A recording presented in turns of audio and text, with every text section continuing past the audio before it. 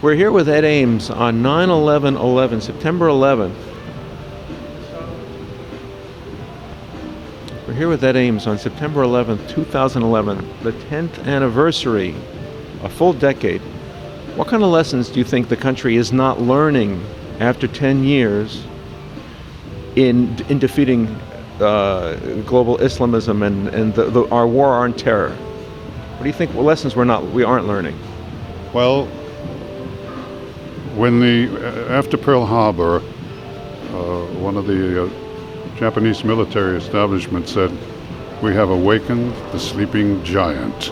He realized that they had made a mistake. The giant awoke again after 9/11, and I'm afraid it's going back to sleep.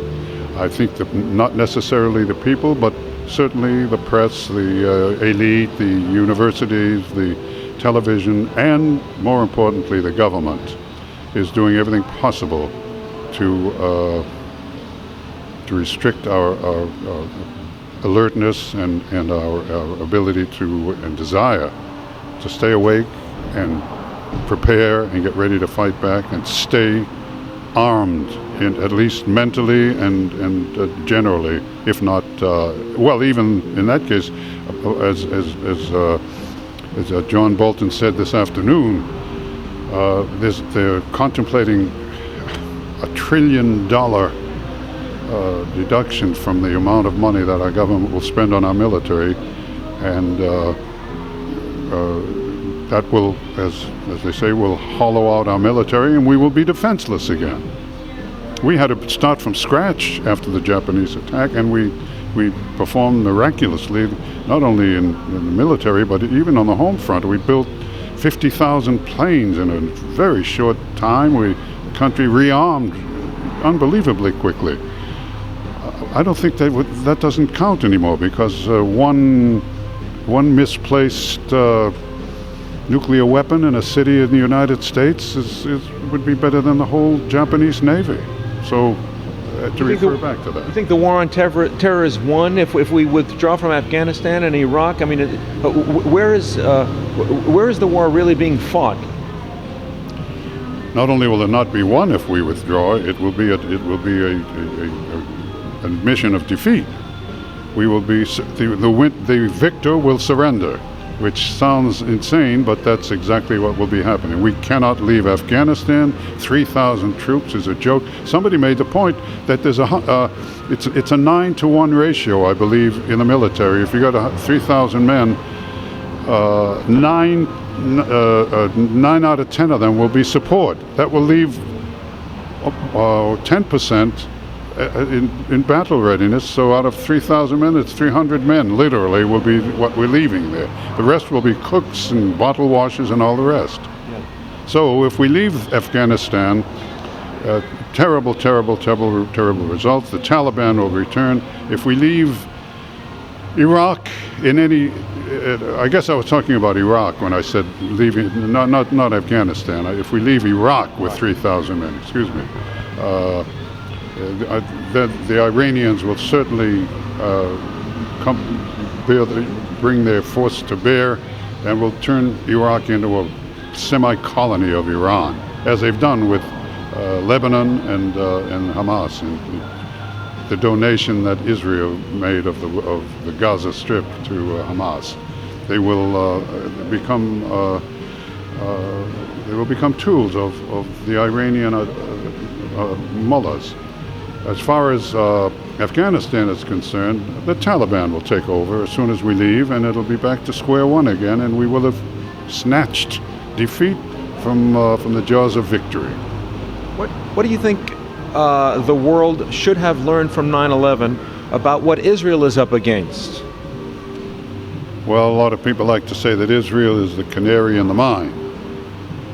Israel is the one bastion of democracy in the entire Middle East, which has, as you know, mega millions of Muslims, and who are at war with us. They have declared war on us, formally declared war on us in the 90s. Because of American support for Israel? No, it had nothing to do with Israel. They declared war on us. They have been at war with Israel since 1948. So, but Israel is our outpost there. They are, like they call them, they call Israel the aircraft carrier for the United States in the Middle East. Israel sheds their blood. They are subject to terrorism in their cities and their streets and their restaurants and movies, while we do help them somewhat with money. By the way, about 80% of the money that we give to Israel is spent right back here in the United States anyway, so it really comes right back to us. And what's it spent on? I beg your pardon? What's it spent? At one time it was spent, it was divided between the military support for the military of Israel, and some of it was for the economy of Israel. Now it's strictly for the military. To defend us, in a sense. They are our bastion in the Middle East. They spend that money on American arms, which creates American jobs. Yes, absolutely. The money that we give them for military preparedness and so forth comes right. They spend in the United States in American military factories and so forth. So it comes right back to us anyway. Unlike the equivalent foreign aid that we give to Jordan and Egypt, which doesn't get spent on our arms. I don't want to think where that money goes. It goes into a lot of pockets, and probably a good deal of it goes into pockets that are enemies of the United States, and we will pay the price for that. God forbid. So what do you think about the Obama administration's trying to downplay the role of radical Islam in the conflict that America's facing? What's your view? Well, the great Chinese military Art of War? The Art of War, it's Sun Tzu or Sun Tzu, I forget what his name is exactly, but he said that the first thing is know your enemy.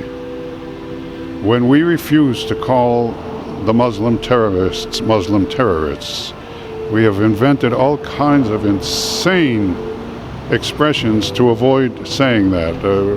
What are some of the ones that they say? Overseas contingencies, and all kinds of strange verbiage to avoid saying Muslim terrorists from Iran, terrorists from Hezbollah.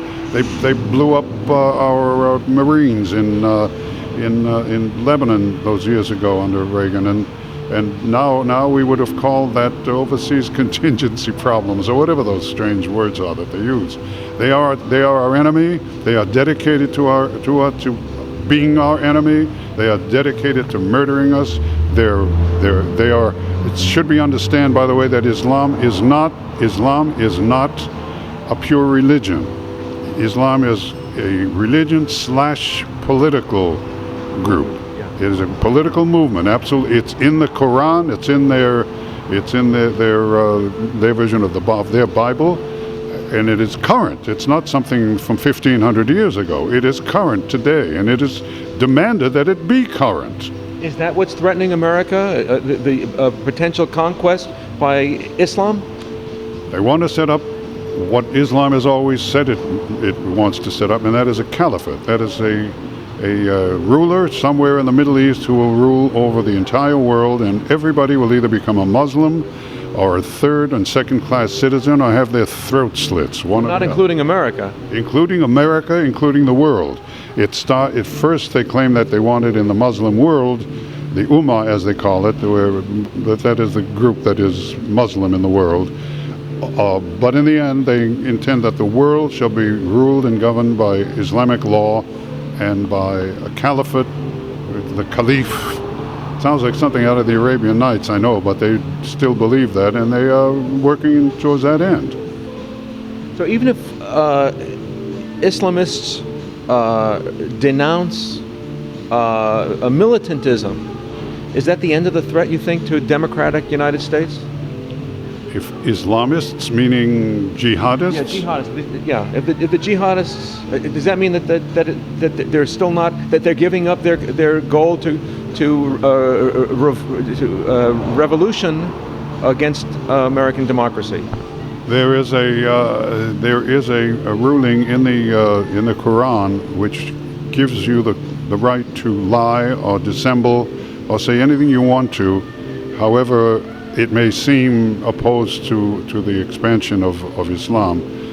You are forgiven if you lie, if you do it in the name of advancing the interests of Islam and literally of conquering the world. They have been conquered. Some of our leaders who terribly mistakenly called Islam the religion of peace. It is the opposite of the religion of it. It started as a military movement. Muhammad himself was a general. He was a leader. He murdered millions, well, not millions personally, but he caused the death of millions of people at first of thousands and hundreds of thousands under his command. He was a military leader and a spiritual man secondarily, I would say. Do you think the Arab lobby is trying to raise Arab hegemony over the United States? I don't know what you mean exactly by the Arab lobby, but the Arab population of the United States, I have seen a very few members of that community that stand up against the terrorists and jihadism and conquering our country and conquering the world. If they disagree with it, they certainly are silent, and some percentages are given that of the 1.5 billion Muslims in the world, 20% is maybe a low figure, but maybe 20% of them are sympathizers with the jihadi cause. That's over 150 million people. That's pretty good. That's a pretty good sized base alone. What do you think about the Obama administration's Middle East policies? Do you think we can appease the Muslim world through Obama's Mideast policies? It's hard,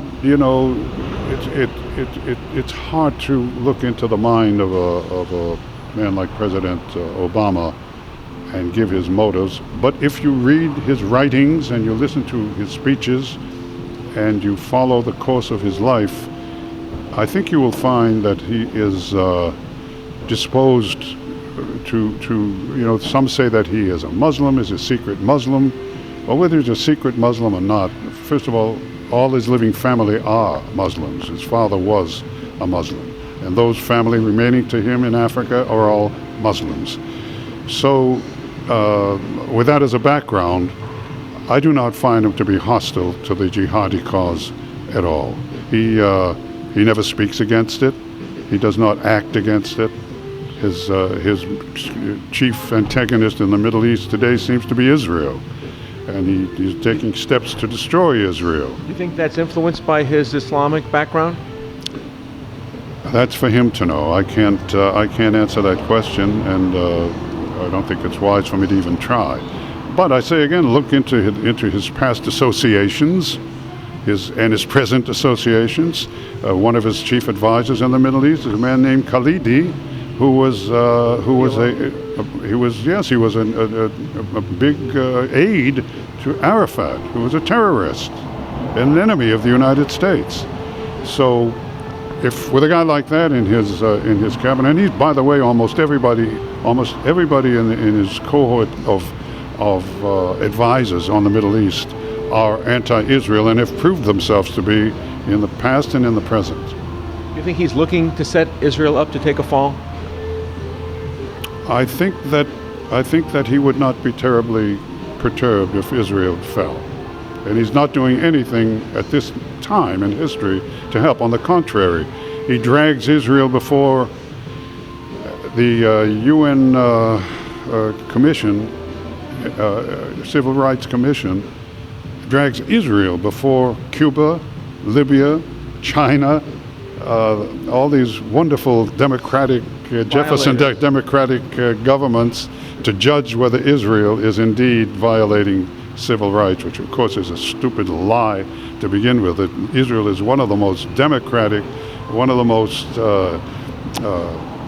generous in their treatment of even their enemies Yeah. in the world today. They're extremely mild. They don't execute. First of all, they don't kill anybody because it's against their law to kill an enemy unless it's on the battlefield. So it's a lie, and that's what he does.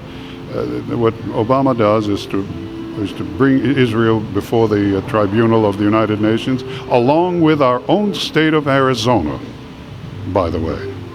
He has brought Arizona, Hillary Clinton has brought Arizona before the UN to judge whether Arizona is a state that is acting unfairly to its people.